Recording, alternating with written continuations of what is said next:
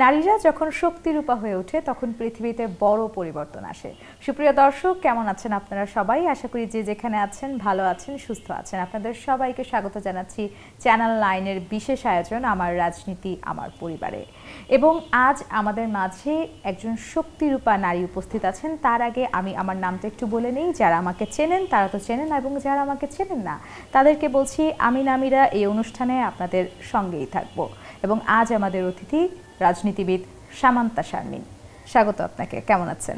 ভালো আছি আলহামদুলিল্লাহ। ঈদ মোবারক। ঈদ মোবারক আপনাকেও। আমি সবসময় রাজনীতিবিদ সামান্তাকে টেলিভিশনে দেখে আসছি, সবসময় কথা বলি, আমারও ইন্টারভিউ নেওয়া হয়েছে আপনার, কিন্তু আজকে একটু ব্যক্তি সামান্তা সম্পর্কে জানতে চাই। সামান্তার ছোটবেলাটা কেমন কেটেছে? আমার ছোটবেলা খুবই সাধারণ। আমি তো ঢাকায় বড় হয়েছি। ঢাকায় একটা মধ্যবিত্ত ফ্যামিলির মধ্যে আমার বেড়ে ওঠা। ঢাকায় স্কুল কলেজ ছিল। ঢাকায় একটা খুবই স্বাভাবিক সাধারণ, বলতে গেলে এখন যদি বর্ণনা দিতে চাই সেটা খুবই আপাত দৃষ্টিতে একটু বোরিংও লাগতে পারে, কিন্তু খুবই সাধারণ একটা পরিবারে বেড়ে ওঠা আমার। আচ্ছা, ছোটবেলার ঈদটা আসলে কেমন কাটতো? কারণ মুসলিমদের জন্য কিন্তু ঈদটা একটু অন্যরকম একটা ভাইব। যত বাসায় আছি কিন্তু ঈদের এনভায়রনমেন্টটা একটু অন্যরকম। হ্যাঁ, ঈদের এনভায়রনমেন্ট আসলে অন্যরকম ছিল, কিন্তু মধ্যবিত্ত এবং একটু নিম্ন মধ্যবিত্ত এই ধরনের ক্যাটাগরির যে ফ্যামিলি, সেই ফ্যামিলিগুলোতে একটু টানাপোড়েন থাকে। হয়তো ঈদের জামাটা অতটা মানে হয়তো বাচ্চাদের যে এরকম মন থাকে সেরকম হয়তো হয় না। এই টানাপোড়েন বা কি হবে না হবে বা ঈদের কেনাকাটা সহ এই যে খাবার দাবার, এগুলো হয়তো একদম চাহিদা মতো হয় না। আর সেটার পরেও সাধ্যের মধ্যে যতটুকু থাকে বাবা মারা চেষ্টা করে, বাচ্চাদেরকে খুশি রাখার চেষ্টা করে। এরকম একটা স্বাভাবিক পরিস্থিতির মধ্যে দিয়ে আমার ঈদ কেটেছে ছোটবেলায়। আচ্ছা, ঈদই তো পাওয়া হতো, এটা তো নর্মাল একটা ব্যাপার। হ্যাঁ, এইটা আমার মনে আছে। মানে সালামির ব্যাপারটা, ঈদের ব্যাপারটা আমার মনে থাকতো যে আমার আশেপাশে যত পরিবার থাকতো বা প্রতিবেশী যারা, আর তাছাড়া আমার বন্ধু বান্ধব বা হচ্ছে আমাদের আত্মীয় স্বজনের পরিবার, সেখানে সালামি খুবই একটা ভাইটাল ব্যাপার ছিল বাচ্চাদের মধ্যে। কিন্তু আমরা কখনোই ওই সালামিটা ওইভাবে পেতাম না কি জন্য? আমি আর আমার ছোট বোন, আমরা হয়তো ওইভাবে প্রেজেন্টেশন থাকে না বাচ্চাদের একটা সালাম করানোর জন্য বা সালাম করা, ওই প্রেজেন্টেশনটা কিন্তু থাকে। তো আমাদের ছোটবেলা থেকে ওই প্রেজেন্টেশনটা আমরা একটু শাই ছিলাম এবং একটু সংকোচ করতাম, যে এটা চাওয়ার ব্যাপারে একটু সংকোচ করতাম। তো এইটার ক্ষেত্রে দেখা যেত যে আমাদের ঈদের শেষে সালামের ভাগটা বেশ কমই থাকতো। আচ্ছা, কতটুকু পেয়েছেন সর্বোচ্চ? আমার মনে হয় না যে আমার জীবনে কোনোদিন 2000 টাকার উপরে কোনোদিন সালাম আমি পেয়েছি। 2000 টাকা তো অনেক টাকা। ওই সময় ধরেন একদম মানে সর্বোচ্চ, যখন আমরা মানে একেবারে আমি ক্লাস 10-এ পড়ি বা হচ্ছে ইন্টারমিডিয়েট পড়ি তখন পর্যন্ত বলছি, মানে এর চেয়ে উপরে কোনোদিন হয়নি। একটা ব্যাপার কি, আমি যতটুকু জানি যে বাচ্চা হোক বা বড় হোক, সালামির যে ব্যাপারটা, এটা নিয়ে আলাদা একটা প্ল্যানিং থাকে, যে এই সালামির টাকা দিয়ে এটা করব। এরকম কি কোনো প্ল্যানিং ছিল কখনো? আমি যে সময় বড় হয়েছি, আমি তো 90s কিড আর কি। তো যে সময় বড় হয়েছি সালামি নিয়ে প্ল্যানিং করার মতো ওই জেনারেশনটা, মানে ওই কালচারটা তখনও বাংলাদেশে আসে নাই। তো যখন ওই সময় আমাদের সালামি নিয়ে যেটা হইতো, আমাদের মায়েরা নিয়ে যেত। তো এইটাই আর কি, আমার সাথে এটা হয়েছে। হ্যাঁ, এটা সবার ক্ষেত্রেই যা, আমার ক্ষেত্রেও তাই হয়েছে। কারণ 90s কিডদের ওই জেনারেশনটার কালচারটাই এরকম, মা নিয়ে নিবে এবং বলবে যে এটা দিয়ে এটা করে দিবে, তোমাকে করে দিব, বা আমার প্ল্যান আছে। বা আমার মায়ের ক্ষেত্রে হচ্ছে, আমার মা এতই গম্ভীর ছিলেন যে এইসব কথাও আসলে উনি বলতেন না, নিয়ে নিতেন। কলেজে কিভাবে আমার দর্শকদের একটু ক্লিয়ার করতেন যদি? না, দুটা কলেজে পড়া হয়েছে, এটা অনেক সময় হয় আর কি।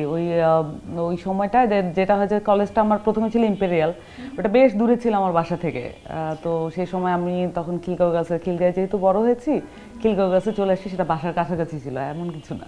আচ্ছা, ঠিক আছে। আপনারা একদম চিন্তা করবেন না যে আপু হচ্ছে 3বার হচ্ছে কলেজে পড়েছে। না, মানে দর্শকদের একটা জানার আগ্রহ থেকে আসলে অনেক প্রশ্ন চলে আসে। শুধু ইউনিভার্সিটিতে একটা গ্যাপ আছে, কিন্তু এমনিতে আদারওয়াইজ এমনিতে সব। ইউনিভার্সিটির গ্যাপ সম্পর্কে একটু শুনি, তারপর ইউনিভার্সিটি লাইফে একটু যাব। আচ্ছা, ইউনিভার্সিটির গ্যাপটা ওই প্রথমবার আমি ইডেনে ভর্তি হয়েছিলাম। প্রথমবার ইডেনে ভর্তি হওয়ার পরে আমার মনে হয়েছে যে ঢাকা বিশ্ববিদ্যালয়ের চারুকলা অনুষদ ছাড়া আর কোথাও পড়ে আমি শান্তি পাবো না। তো তারপরের বার আমি সেকেন্ড টাইম আবার পরীক্ষা দিয়ে চারুকলায় আমি ভর্তি হয়ে যাই। আচ্ছা, এইখানে আমি একটু জানতে চাই যে আঁকাআঁকির সাথে কি আপনার সম্পৃক্ততা আগে থেকে ছিল না, কি বিষয়টা কি, মানে এই সাবজেক্টেই কেন চয়েস করা? এটা হচ্ছে বলতে পারেন একদম ইনার কলিং আর কি, মানে ভিতর থেকে আসা। আর ছোটবেলা থেকে আঁকাকে করতাম, এটাকে আমি কোনো মানে এটা বিশেষ অর্থে ধরে নেওয়ার কিছু নাই যে তারপরেই আমি বুঝতে পেরেছি যে চারুকলা আমাকে পড়তে হবে, ব্যাপারটা এরকম ছিল না। কিন্তু যখন ইউনিভার্সিটিতে পড়া শুরু করি, যখন মানে ক্লাস করা শুরু করি প্রথমবার ইডেনে, তখন মানে ইডেন বলে বিষয় না, তখন একটা ইনার একটা কলিং আসছিল। ইডেনে আপনার সাবজেক্ট কি ছিল? ইংলিশ। ইংলিশ থেকে চারুকলায় সুইচ। ওখানে আমি 2বার সাবজেক্ট চেঞ্জ করছি, ওখানে ইকোনমিক্স প্রথমে পেয়েছিলাম, তারপর আবার ইংলিশে আসি। মানে এটা একটু আমার একটু মানিয়ে নিতে কষ্ট হচ্ছিল এবং আপনি কোনোভাবেই সেটেল হতে পারছিলেন না। এক বছর বেশ আমার চাপ যাচ্ছিল যে আমি মানে আমার ইনার কলিং যেটা বললাম না, ভিতর থেকে একটা ডাক আসছে যে এটা ইউনিভার্সিটি তোমার জন্য, এরকম কিছু। ইউনিভার্সিটি মানে বিশেষ করে চারুকলা অনুষদ হচ্ছে তোমার জন্য, এরকম একটা ডাক আসছিল যে আমি ওখানে না পড়লে আমি আসলে শান্তি পাবো না, বা আমি হচ্ছে পড়াশোনাটা ঠিক মতো করবো না, এরকম মনে হচ্ছিল। আচ্ছা, বাসা থেকে কি এটা নিয়ে কোনো প্রেশার যায় কিনা? কারণ আমরা সবাই জানি যে বাঙালি প্যারেন্টস একটু মানে কি বলবো কনজারভেটিভ হয়, কেন করলে, এটা না করলেও হতো, পড়াটা কন্টিনিউ করো, 1 বছর গ্যাপ হয়ে গেল, নানান কথা।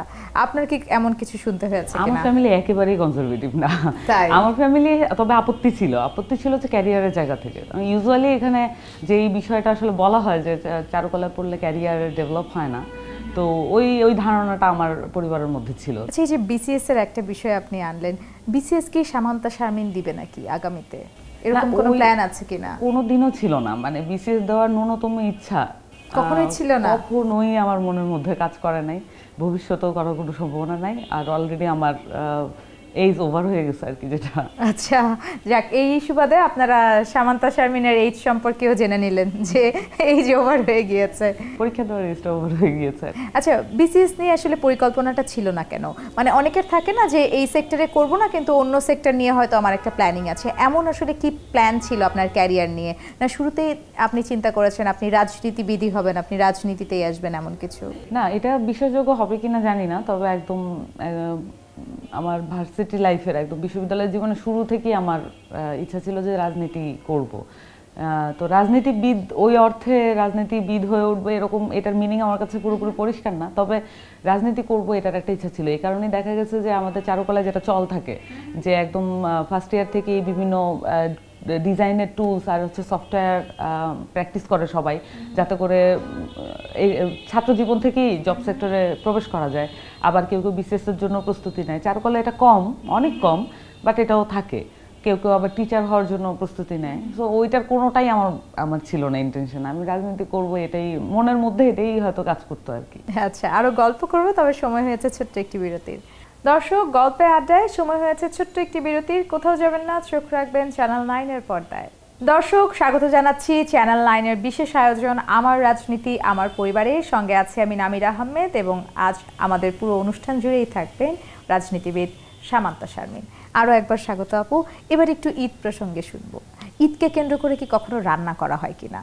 হ্যাঁ, আমি আমার পরিবার, নিজস্ব পরিবার যেটা, মানে একেবারে স্বামীর পরিবারে আসার পরে আমার রান্না শেখা হয়েছে আর কি। তো এখানে আমার বন্ধু বান্ধব যখন আসতো, বা আমার আব্বা আম্মারা আসতেন, বা আমার আত্মীয় স্বজন যারা আসতেন, বা অন্যান্য পেরিফেরির অন্যান্য আত্মীয় স্বজনরা যখন আসতেন, ঈদ কেন্দ্রিক বেশ কয়েকবার রান্নাবান্না করা হয়েছে গত 4, 5, 6 বছরে।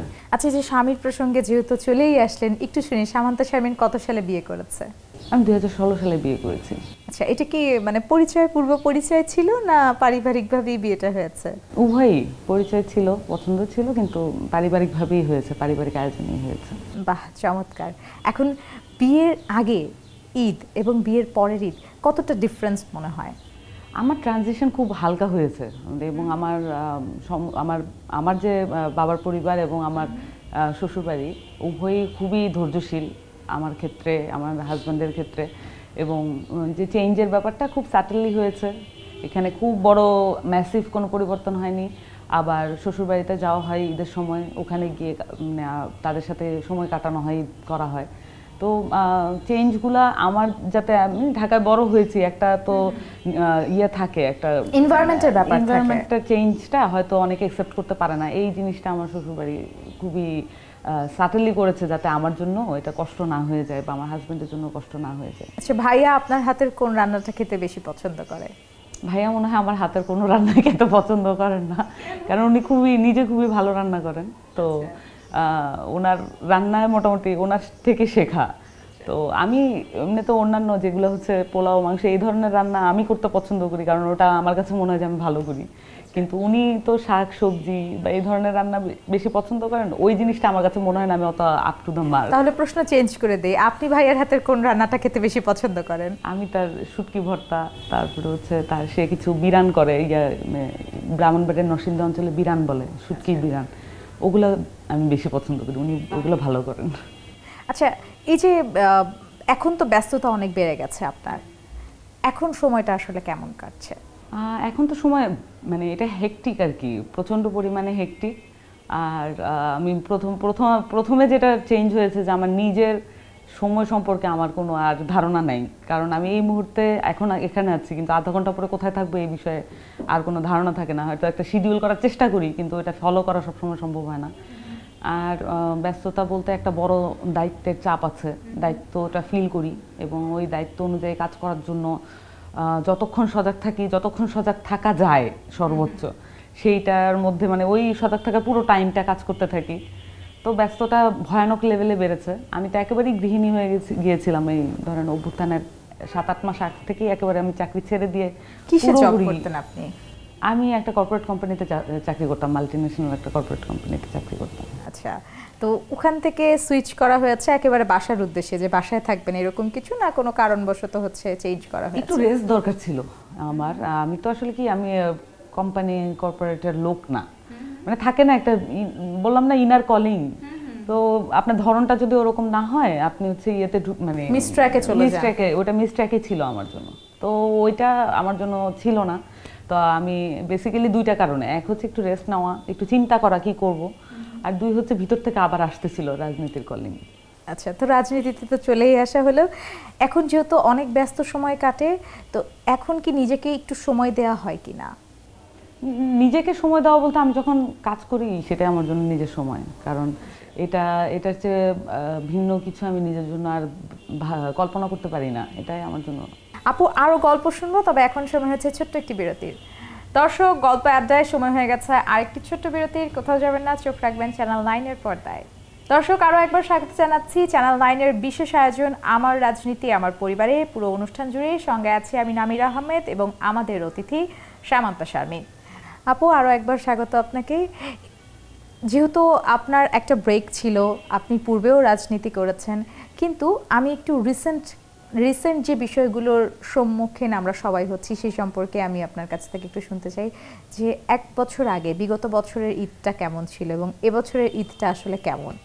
গত বছরের ঈদটা বেশ, এটা খুবই সাটল ছিল আর কি, আমার জন্য খুবই স্পেশাল ছিল অনেকগুলো কারণে। তো গত বছরের ঈদ আমি শ্বশুরবাড়ি ছিলাম, সেখানে একদম ইউজুয়াল, মানে খুব বেশি আলাদা কিছু ছিল না। তবে একটা বিষয় তো আনন্দের ব্যাপার থাকেই, যে আমরা যখন ছাত্র জীবনে রাজনীতি করেছি প্রায় 15 বছর, যেই ফ্যাসিস্ট আমল যেটা বলি, সেটা তো আমার তারুণ্য, আমার যৌবনের আমল, এবং এই পুরো আমলটার মধ্যে তো একটা অ্যাংশাস, প্রত্যেকটা ঈদেই মনে হতো যে ঈদ করা ঠিক হচ্ছে না, মানে কারণ ঈদের আনন্দ, মানে আমি নিজেও নিজের উপর বিরক্ত হতাম যে কেন ঈদের আনন্দ আসবে, কারণ আনন্দের পরিবেশ কখনোই মনে হয় নাই গত 15 বছর। হচ্ছে আপনার আনন্দের পরিবেশ এখন মনে হচ্ছে যে অন্তত যেটা বাংলাদেশের মানুষের জন্য যেটা একদম প্রয়োজন ছিল সেটা তো বাংলাদেশের মানুষ ঘটিয়ে ফেলেছে, তার আনন্দ সে নিজেই খুঁজে নিয়েছে।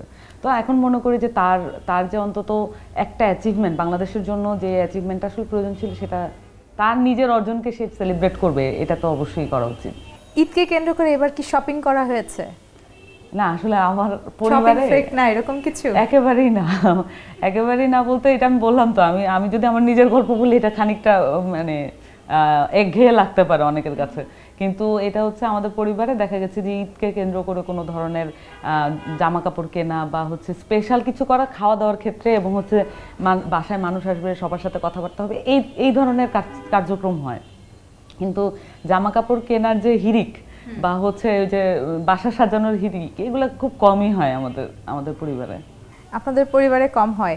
এখন তো একটা পরিবর্তন এসেছে, এই পরিবর্তনটা আসলে আপনি কিভাবে দেখছেন? এই একটা পরিবর্তন এসেছে, কিন্তু এইটা আমি আলাদা রাখার চেষ্টা করি আর কি, যেহেতু এটা আমার জব। মানুষ তো আসলে জব সেক্টর পরিবারে নিয়ে আসে না, এটা একটা মানে এটা আলাদা রাখাই চেষ্টা করে। তো রাজনীতিটাকে আমি আমার পেশা, আমার প্যাশন, বাট এটা পেশা হিসেবেও তো দেখি। তো আমি চেষ্টা করি যে আমার ফ্যামিলিতে কোনোভাবে যাতে এটাকে হ্যাম্পার না করে, ইম্প্যাক্ট ওই অর্থে যাতে না পড়ে। ইম্প্যাক্ট পড়ে, বললাম না, ওই যে রুটিনের কারণেই একটা ইম্প্যাক্ট পড়ে, কিন্তু আমি চেষ্টা করি এটা হ্যাম্পার বা এটা বড় ধরনের কোনো পরিবর্তন যাতে এটা না ঘটে। আচ্ছা, রাজনীতির মূল কথা যদি আমি ভুল না করি সেটা হচ্ছে জনসেবা, হ্যাঁ, কিন্তু যারা পেশাদার রাজনীতি তারা আর্থিকভাবে তাদের অনেক কারি কারি টাকা হয়ে যায়। সামান্তা শারমিনের কি অনেক টাকা? না, কি মনে হয়? আমার পরিবারের সমস্ত কিছুই ওপেন আছে। আমার পরিবার না, আমি সামান্তা শারমিনের কথা জিজ্ঞেস করছি। ব্যক্তিগত আমার একটাই ব্যাংক অ্যাকাউন্ট, ওখানে আমার একটা নিজের একটা প্রতিষ্ঠান আছে, একটা প্রকাশনী আছে, সেখান থেকে যেই ওটার আবার ট্যালি শিট আছে, যে টাকাটা আমার অ্যাকাউন্টে আসে। দর্শকদেরকে একটু নামটা বলে দেন। আমার প্রকাশনীর নাম হচ্ছে রাষ্ট্রচিন্তা প্রকাশনী। তো ওই প্রকাশনী থেকে যেটা আসার কথা সেটাই আসে। মাঝে মাঝে আমি অনেক দিন পর পর দেখি যে হয়তো কোনো একটা ওই যে বিভিন্ন দোকানে তো বইগুলো দেওয়া থাকে, তো যদি ওই টাকাটা ঢুকে তখন আমি দেখি যে একটা বেয়ার অ্যামাউন্ট এটা ঢুকেছে। তো এটা বড় হবে আশা করি, তখন হয়তো অনেক টাকা হবে। তো মানে যেই উদ্যোগ আমার আছে সেই উদ্যোগের মাধ্যমে যদি কিছু হয় সেটা তো খুবই আলহামদুলিল্লাহ, সেটা ভালো। কিন্তু রাজনীতি করে টাকা ইনকাম করার ইচ্ছা নেই, তাই তো? রাজনীতি যদি করি, রাজনীতি যদি আরো বড় কিছু হই, তখন এমপি যদি হই, এমপির তো একটা বেতন থাকে, তো সেই বেতনটা তো অবশ্যই নিতে চাই। জনগণ যে বেতনটা আমাদের জন্য রেখেছে, জনগণের সেবা করার যদি সুযোগ হয় তাহলে সেই বেতনটা নিতে চাই। আর এমপি ছাড়াও তো এখানে অনেক রাষ্ট্রীয় পদ থাকে, যদি কোনোদিন সুযোগ হয় রাজনীতির মাঠ থেকে ওই ধরনের দায়িত্বে যাওয়ার, যেগুলো আমরা একেবারে ক্ষমতা হিসেবে দেখি না। আমি পার্সোনালি সবসময় দায়িত্বের রাজনীতিটা করে আসার চেষ্টা করেছি, এগুলাকে দায়িত্ব হিসেবেই দেখেছি। তো সেগুলো করার সুযোগ হলে সেখান থেকে যেই বেতন, সেটা তো অবশ্যই নিব। আচ্ছা, এখানে একটা প্রশ্ন করেই আমি আমার অনুষ্ঠানটা একেবারে শেষের পর্যায়ে চলে এসেছি, বাট একটা প্রশ্নের উত্তর আমি আপনার কাছ থেকে নিতে চাই। সেটা হচ্ছে, যদি কখনো আপনি এমপি হন বা মন্ত্রী হন, তো সেই জায়গা থেকে জনগণের সেবা করার মূল লক্ষ্য আসলে আপনি কোন সেবাটা করতে চান স্পেসিফিক? যদি খুব স্পেসিফিক বলি, বাংলাদেশের মানুষের স্বাস্থ্য সেবা নিয়ে কাজ করতে চাইবো। এটা খুবই জটিল একটা সেক্টর, এবং গত কয়েকদিন আগে আমার এমনও হয়েছে, আমার একজন আত্মীয় ঢাকা মেডিকেলে গিয়েছিলেন, ওই তাকে নিয়ে দৌড়াদৌড়ি করতে গিয়ে, মানে সেটা কিছুদিন আগে, এবং সেই দৌড়াদৌড়িটা করতে গিয়ে আমার যে মানে এক্সপিরিয়েন্স হয়েছে, এর আগেও হয়েছে, কিন্তু আমি ভুলে যাই বারবার যে ঢাকা মেডিকেলে গেলে কি এক্সপিরিয়েন্সটা হয়। তো এইবার আমি আমার নোটপ্যাডে সেভ করে রেখেছি যে আর কোনোদিনও ঢাকা মেডিকেল আমি যাব না, মানে কাউকে ভর্তি করব। রাজনীতিবিদ সামান্তা শারমিন হওয়ার আগে না পরে? না, মানে রাজনীতির পরে, এই কিছুদিন আগের ঘটনা। এবং সেটার পরে, মানে এক্সপিরিয়েন্সের পরে আমার কাছে মনে হয়েছে যে যেই আসলে ক্ষমতায় বা এটাকে দায়িত্ব হিসেবে গ্রহণ করবে, তার আসলে মূল কাজটা হওয়া উচিত বাংলাদেশের মানুষের স্বাস্থ্য। আর হচ্ছে আদালতে যেই মানুষের হেনস্থাটা হয়, মানুষ যেভাবে ওখানে বিব্রত হয়, হিউমিলিয়েটেড হয়, এবং তার যে মানুষ হিসেবে নিজেকে আর একনলেজ করতে পারে না, এটা নিজেকে আর মানুষ হিসেবে আমি দেখেছি যে আদালতে এবং হাসপাতালে এই দুইটা জায়গায় গেলে মানুষ আর নিজেকে মানুষ বলে মনে করে না। তো এই দুইটা জায়গা, এই অন্তত তার যে পরিবেশ, হয়তো সিস্টেমগুলো চেঞ্জ করতে কিছুটা দেরি হতে পারে, কিন্তু ওখানে আদালতে যারা থাকে তাদের পরিবেশ, তাদের কথাবার্তার প্যাটার্ন, এবং যারা স্বাস্থ্য ব্যবস্থায় যারা সার্ভিস প্রোভাইডার, তাদের কথাবার্তার প্যাটার্ন, এই জায়গাগুলো আসলে চেঞ্জ করা উচিত। মানুষকে আস্থা ভরসার জায়গা হওয়া উচিত এই জায়গাগুলো। এটা নিয়ে কাজ করার ইচ্ছা আছে। অসংখ্য ধন্যবাদ আপনাকে। গল্পে আড্ডায় কিন্তু অনুষ্ঠানের একেবারেই শেষ পর্যায়ে চলে এসেছি। আমার দর্শকদের উদ্দেশ্যে যদি আপনি কিছু বলতেন। দর্শকদেরকে বলবো, ঈদ আপনাদের ভালো কাটুক, ঈদ মোবারক। আপনারা সবাই ভালো থাকবেন, সুস্থ থাকবেন। ধন্যবাদ। তো দর্শক, এই ছিল আমাদের আজকের আয়োজন। আগামী পর্ব দেখার আমন্ত্রণ রইল একই সময়। আপনারা সবাই ভালো থাকবেন, সুস্থ থাকবেন এবং চোখ রাখবেন চ্যানেল 9 এর পর্দায়। ওয়ান্স अगेन ঈদ মোবারক।